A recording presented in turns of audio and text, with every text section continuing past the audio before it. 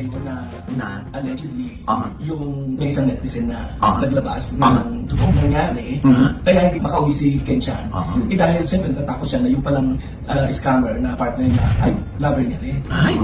So ibig sabihin nilalabas niya na lover niya yung foreigner? Kaya ako siguro natakot siya na Ano pangalan? Ryan Colton daw ang pangalan. Kasi ang understanding ng isang friend ko na nakausap ko, ay yun nga, yung partner daw ni Ken. Jowa, sabihin mo ng jowa. Bakit mo nasabi yung jowa? Sure ka ba?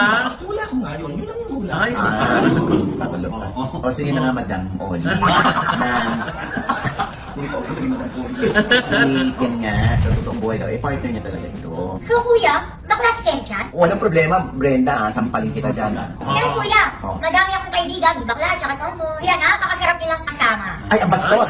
Bakit sila masarap sa kama? Masarap kasama! Nagtiwala raw masyado si Ken kay Colton. At ang sinasabi doon sa article ay parang pinauhulog ni Colton yung loob ng kanyang partner para mas marami pang mag-invest. Okay. Love scam daw. Love scam. Ayon dun sa subtitle. Oo. Hindi rin naman natin alam kung ano naman ang trabaho ni Ken doon sa ibang bansa para manatili siya o ma-maintain niya yung buhay niya. Dancer sa club. Sabi? Talaga ba? Oo. Wala nang picture niya sa club eh. Bakit naman dancer? Pwede naman siya yung customer doon. Oo nga. Ito naman. Nakasayaw lagi daw sa club. Sumasayaw. Sumasayaw. Anong outfit? Ayun lang, hindi ko napansin eh. Baka naka-take picture? Hoy, ano ba? Bakit?